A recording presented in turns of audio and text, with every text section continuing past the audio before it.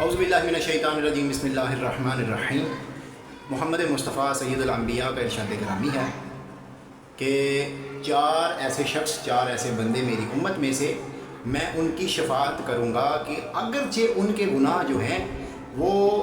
ساری دنیا کا کل زمین کا جتنا رقبہ ہے اس کے برابر کیوں نہ ہو۔ تو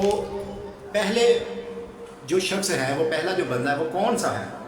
کہ سرکار فرماتے ہیں کہ اگرچہ اس کے کتنے ہی گناہ ہوں میں اس کی شفاعت کروں گا۔ تو پہلا شخص وہ ہے جس کے متعلق سرکار ارشاد فرماتے ہیں کہ وہ شخص ہے کہ جس نے میری اولاد کی مدد کی، میری ذریت کی، میری اولاد کی مدد کی۔ دوسرا وہ شخص کہ جس نے میری اولاد کی مشکل وقت میں حالت اضطرار میں مدد کی، کہ جب اس کو مشکل کی ضرورت تھی اس وقت اس کی مدد کی۔ تیسرا وہ شخص ہے کہ جس نے میری اولاد کی مشکل وقت میں یا حالت اضطرار میں جب اس کو مشکل وقت کی ضرورت تھی اس کی حاجت روائی کے لیے کوشش کی، سعی کی، کوشش کی۔ اور چوتھا وہ شخص ہے کہ جس نے میری اولاد کے لیے اپنے دل میں محبت رکھی، اس کی توہین نہیں کی، محمد مصطفیٰ کی ذریت کی، محمد مصطفیٰ کی اولاد کی توہین نہیں کی، اس کی دل میں اپنے محبت رکھی۔ وہ ایک واقعہ بہت خوبصورت میرے پیش نظر ہے۔ یہ واقعہ بحر الگمہ میں لکھا ہوا ہے کہ ایک بہت ہی غریب مومن دیندار تھا، بہت غریب تھا لیکن متقی تھا، دیندار تھا۔ تو وہ غریب اس قدر تھا کہ اپنے گھر میں وہ بیٹھا اپنے اہل و عیال کے ساتھ، بیوی بچوں کے ساتھ، تو اس پر اتنی غربت تھی کہ وہ ایک وقت کا کھانا بھی نہیں کھلا سکا۔ یعنی اس کے جو بچے و اہل عیال، بیوی بچے اہل و عیال سارے بھوک سے مر رہے تھے، بلک رہے تھے، تڑپ رہے تھے بھوک سے۔ تو اب اس نے کیا کیا، اس نے کہا کہ چلے میں اپنے بچوں کو، اپنے اہل و عیال کو اس نے تسلی دے کر باہر نکل گیا کہ میں کوشش کرتا ہوں، کوشش کر کے کہیں سے کچھ لاتا ہوں، تو لاؤں گا اس کا کچھ اپنا کچھ رزق خریدوں گا، کچھ روٹیاں یا سالن وغیرہ کچھ چیزیں خریدوں گا اور اپنے بچوں کا بھوک ختم کروں گا، پیٹ پالوں گا۔ اس نیت سے وہ گھر سے باہر نکلا۔ اب اس کا گھر سے باہر نکلنا سارا دن مرتا، کوشش کرتا رہا، پھرتا رہا، بڑی کوشش کی، آخر کار اس کی کوشش رنگ لائی اور اس کو بڑی مشکل سے 1 درہم ملا۔ جیسے ہی اس کو 1 درہم ملا اور اس نے 1 درہم کا کچھ اس نے روٹیاں خریدیں۔ روٹیاں خریدنے کے بعد اس نے وہاں سے کچھ سبزی خریدی اور سبزی خرید کر یا کچھ سالن وغیرہ جو بھی اس وقت بنتا تھا، وہ سبزی کا آخر اس کتاب میں لکھا ہوا ہے، اس نے سبزی خریدی اور خرید کر اپنے گھر کی طرف چل پڑا کہ میں اپنے بچوں کا پیٹ پالوں، اپنے بچوں کی بھوک کو ختم کروں۔ تو جیسے وہ گھر کی طرف جا رہا تھا کہ اس نے دیکھا کہ راستے میں ایک سید اور ایک سید زادی بھوک سے شدید تڑپ رہے ہیں، شدید بھوک میں مبتلا ہیں۔ اب اس نے اپنے دل میں سوچا، اس نے کہا کہ میری اولاد سے زیادہ رسول اللہ کی اولاد کی فضیلت ہے، رسول اللہ کی اولاد زیادہ صاحب عزت ہے، تو میں کیوں نہ پہلے ان کی بھوک ختم کروں پھر اپنوں کی کروں گا۔ اب یہ اس نے سوچا اور یہ سوچ کر کہ میری اولاد سے زیادہ ان کی اولاد کی، رسول اللہ کی اولاد کی زیادہ عزت ہے، تو اس نے اپنی روٹیاں اور وہ جو سبزی وہ لے کے آیا تھا وہ اس نے سادات کو دے دی، اس سید اور سیدانی کو وہ دے دی۔ انہوں نے بھوک اپنی، ان کو روٹی کھائی اور روٹی کھا کر انہوں نے اپنی بھوک کو ختم کیا۔ اب وہ کیا کرتا ہے، وہ اس شرم کے مارے گھر نہیں جاتا کہ میں گھر جاؤں گا تو گھر والوں کو کیا جواب دوں گا، کیونکہ میرے بچے تو شدید بھوک میں مبتلا ہے، تو میں گھر جاؤں گا اور گھر والوں کو کیا بتاؤں گا کہ میں کچھ لا نہیں سکا۔ اسی حالت میں گھر نہیں گیا اور پھرتا رہا کہ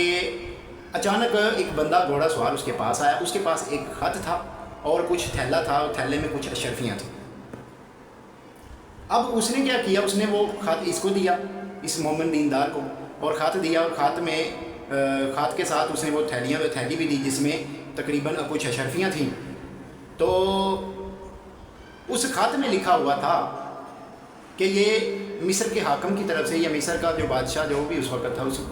جو صاحب اقتدار تھا یا اس وقت ثروت مند تھا، اس کی طرف سے لکھا ہوا تھا کہ یہ خط میں تجھے بھیج رہا ہوں اور اس کے ساتھ اشرفیاں بھیج رہا ہوں،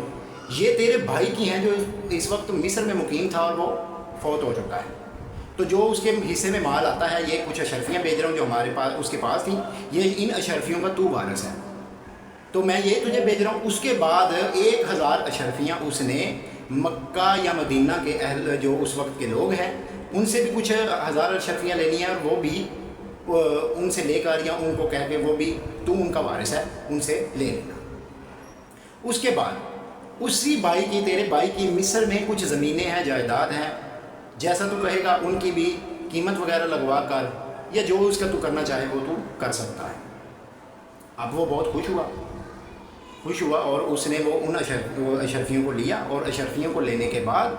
وہ گھر کی طرف چلا، کچھ سامان خریدا، بیوی بچوں کا، اہل و عیال کا، بھوک کا سامان خریدا، روٹیاں خریدی، جو بھی اس وقت بھوک مٹانے کے لیے تھا وہ اس نے خریدا اور گھر کی طرف چل پڑا۔ گھر والوں کو اس نے وہ بتایا اور ساری وہ کھلائیں اس کو۔ اب جیسے ہی وہ رات کو سویا تو اس کے خواب میں سید المرسلین محمد مصطفیٰ اور مولا امیر المومنین علی المرتضیٰ آئے، اور انہوں نے آ کر مولا امیر المومنین اور جناب رسول خدا نے اس دیندار اور مومن کو بتایا کہ جو تو نے میری اولاد کے ساتھ نیکی کی تھی، جو محبت، جو سلوک، جو مہربانی تو نے میری اولاد کے ساتھ کی تھی، اس کے عوض اللہ نے تجھے غنی کر دیا ہے، تجھے مستغنی کر دیا ہے، تو یہ تیرا انعام ہے، یہ تجھے اللہ نے اس طرف شرف بخشا ہے۔ اب اسی طرح ہوا کہ پھر انہی دونوں ہستیوں کا جب وہ اہل مکہ اور اہل مدینہ ان کو بھی خواب میں یہ ہستیاں ملی اور ان کو کہا کہ جو وہ فلاں مومن فلاں دیندار ہے اس کا جو قرض آپ پر ہے، چونکہ اس کے بھائی کا تھا، وہ بھائی فوت ہو گیا، لہٰذا وہ بھائی اس کا وارث ہے، تو آپ 1000 اشرفیاں وہ جمع کریں اور جمع کر کے اس کے بھائی کو پہنچائیں، اگر آپ نے ایسا نہ کیا تو آپ سب ہلاک ہو جائیں گے۔ انہوں نے کیا کیا، انہوں نے وہ اشرفیاں جمع کی، 1000 اشرفیاں، اور وہ اس کو پہنچا دی۔ اب پھر اسی رات کو جناب رسول خدا مولا امیر المومنین اسی مصر کے حاکم کے خواب میں بھی جاتے ہیں اور اس کو کہتے ہیں کہ جو یہاں پہ زمین ہے اس کے بھائی کی، اس کی قیمت کو فروخت کرو، اس کو فروخت کرو، اس کی جو قیمت بنتی ہے وہ اس کو پہنچاؤ۔ اب انہوں نے کیا کیا، انہوں نے خط لکھا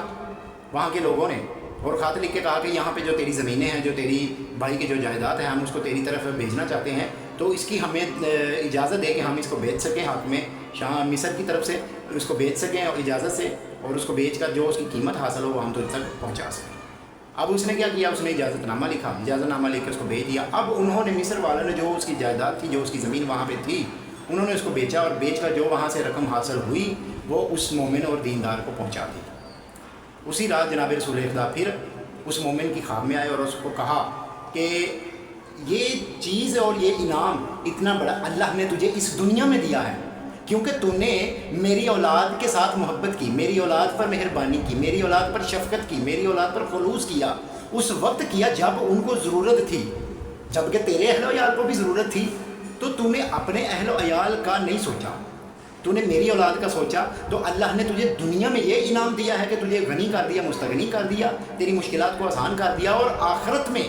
اللہ تجھے ایسی جنت میں داخل کرے گا کہ جس کے 1000 محل ہوں گے، اور اس کا سب سے چھوٹا محل جو ہوگا وہ اس دنیا و ما فیہا سے بہت بڑا ہوگا۔ اندازہ کرے مومنین، اندازہ کرے مسلمان کہ اللہ نے اس بندے کو، اس دیندار مومن کو کس قدر نوازا اور آخرت میں کس قدر نواز رہا ہے۔ یہ سب کس لیے ہوا کہ اس نے ایک بھوکے سید اور سید زادی کو کھانا کھلایا۔ اب سوال یہ پیدا ہوتا ہے کہ کیا اب جو دنیا میں جو حالات ہیں، کیا لوگ سادات کی یا مومنین کی ایک دوسرے کی خدمت نہیں کرتے؟ بالکل کرتے ہیں۔ تو پھر کیا وجہ ہے کہ اس پر اتنی نوازشات؟ اور آج کے جو مومنین ہیں وہ اب بھی مشکلات کا شکار ہیں، کسی کی مشکل کشائی نہیں ہوتی، مسلمان ہیں وہ سختیوں کا شکار ہیں، پابندیوں کا شکار ہیں، مختلف مشکلات کا شکار ہیں۔ تو کیا وجہ ہے اس کی؟ مومنین اس کی صرف ایک ہی وجہ ہے کہ اس بندے کے دل میں جو خلوص تھا وہ آج کے مسلمان میں، آج کے لوگوں میں نہیں ہے۔ خلوص اس کا یہ تھا، کیونکہ اس کے اندازہ اگر اس کے بیوی بچے بھوکے تھے، اس کے بیوی بھوکی تھی، اس کے اہل و عیال بھوکے تھے، لیکن اس نے اپنے اہل و عیال کی بھوک کا نہیں اتنا کیا، اس کو اتنا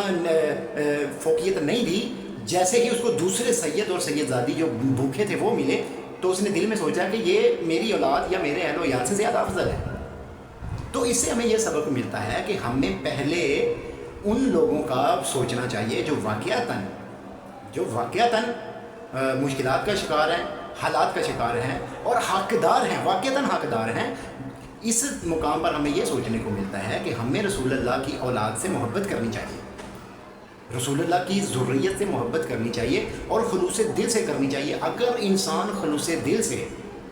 رسول خدا کی ذریت سے محبت کرے گا تو رسول خدا اس کو کس قدر نوازیں گے یہ آپ سن چکے ہیں۔ دعا ہے خالق کائنات سے ہمیں دین پر صحیح عمل کرنے کی توفیق عطا فرمائے، اور اس کے ساتھ آپ سے گزارش کی جاتی ہے کہ ہمارے چینل کو سبسکرائب کریں، لائک کریں، شیئر کریں، کمنٹس کریں، تاکہ ہر آنے والی نئی ویڈیو آپ تک پہنچ سکے۔ والسلام۔